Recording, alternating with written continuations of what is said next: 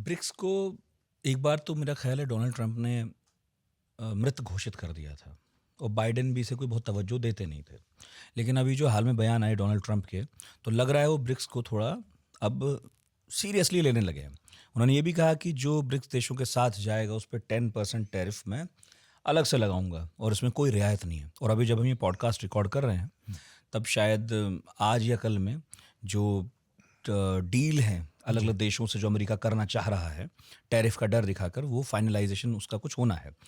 ये भी कहा गया है हालांकि एक आध महीने और अभी बढ़ जाएगा, पर फिर भी एक डेडलाइन तो है। हाँ। तो क्या ये कहा जाना चाहिए कि अमेरिका फाइनली ब्रिक्स को एक प्रतिस्पर्धी ऑर्गेनाइजेशन के तौर पर या एक चुनौती के तौर पर लेने लगा है अब? आप अंतर्राष्ट्रीय राजनीति को इतनी अच्छी तरीके से कैसे समझते हैं? आप तो इतिहास के विद्यार्थी हैं।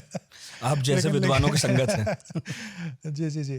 देखिए, ये जो बोला जा रहा है ना कि जो पश्चिमी मीडिया है या वो जो बहुत सारे लोग जो ब्रिक्स को और अंतर्राष्ट्रीय राजनीति को वैसे नहीं समझते हैं, वो बोल रहे हैं कि अब तो ट्रंप बोल रहा है कि वो 10% टैरिफ लगा देगा ब्रिक्स के देशों पे।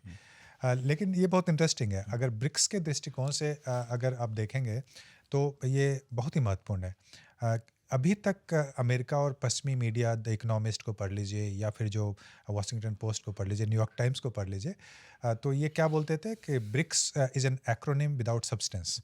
तो ये बोला जाता था कि ये एक्रोनिम क्यों एक्रोनिम विदाउट सब्सटेंस इसमें नहीं है, क्योंकि सारे देश अलग अलग तरह के हैं। उसमें कुछ डेमोक्रेसी है, कुछ जो ऑथोरिटेरियन सिस्टम है, कोई कम्युनिस्ट सिस्टम है, और 3 डेमोक्रेसी पहले अगर करूं, और उनका ना तो हिस्ट्री एक है, ना आइडियोलॉजी एक है, ना कल्चर एक है, ज्योग्राफिकली भी पूरे विश्व में अलग अलग है, तो उसमें क्या कोऑर्डिनेशन हो सकता है, इस ढंग की बात की जाती थी।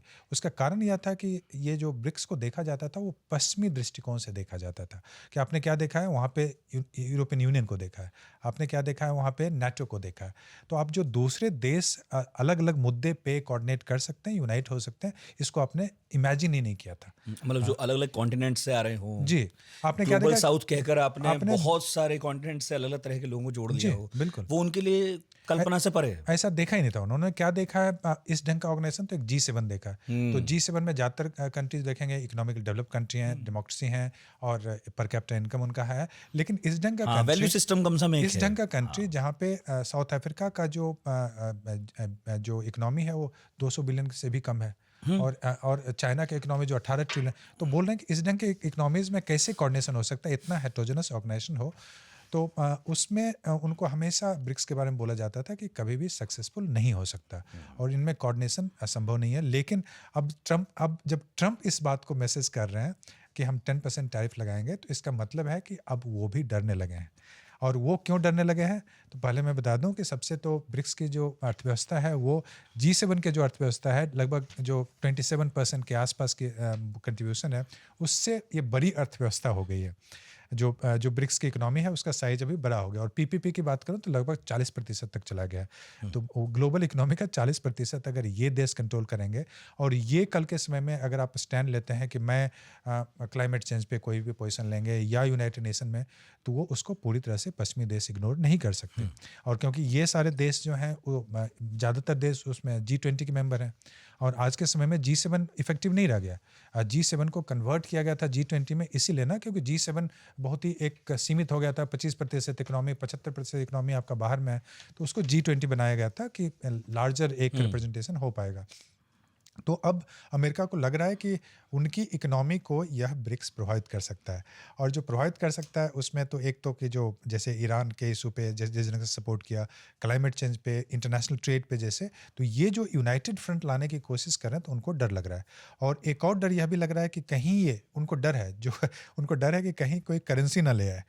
और हालांकि मैं बता दूं कि हालांकि उससे बात बाद में करेंगे, लेकिन करेंसी नहीं आने वाला है। लेकिन उनको इतनी समझ नहीं है, और ट्रंप तो अंतर्राष्ट्रीय राजनीति को समझते कम है, वो प्रॉपर्टी के रूप में देखते हैं कि कहाँ पे वो बेच सकते हैं, खरीद सकते हैं, प्रॉपर्टी बना सकते हैं। तो इसलिए उनको इसकी समझ नहीं है। लेकिन उनको डर लग रहा है कि डी-डॉलराइजेशन की संभावना है, और अमेरिकन इकोनॉमी जो चल रही है वो डॉलर के डोमिनेंस पे चल रहा है। अगर डॉलर कमज़ोर हो जाता है तो आपके और हमारे बच्चे जो अमेरिका पढ़ने जाते हैं और भाई पढ़ने जाते हैं वो जाना बंद कर देंगे। और अगर वो जाना, कर्ज जो रोज बढ़ रहा है जी, और बढ़ेगा। वो तो उनका तो सिलिकॉन वैली बंद हो जाएगा। तो आप ये इमेजिन वो भी कीजिए, चर्चा में तो बहुत। वो क्यों जाएंगे वहाँ पे डॉलर में नौकरी करें, $5,000 $6,000 में वहाँ जो नौकरी कर रहे सही हैं, बात है। और हमारे यहाँ पे उतनी सैलरी अब तो हम भी कुछ दिन में देना शुरू कर देंगे, आपकी भी सैलरी लगभग बराबर ही होगी। तो तो इसलिए उनको डर लग रहा है, और इसी कारण से उन्होंने धमकाने की कोशिश किया। लेकिन मैं बता दूं कि ये जो देश है उसमें एक देश को मैं अगर छोड़ दूं, सऊदी अरबिया, क्योंकि वो पूरी तरह से डिपेंडेंट है अमेरिका पे, कोई दूसरा देश उस ढंग से डरने वाला नहीं है। और अगर ये कलेक्टिवली एक साथ अगर फ्रंट खोल देते हैं तो अमेरिका कुछ नहीं कर पाएगा।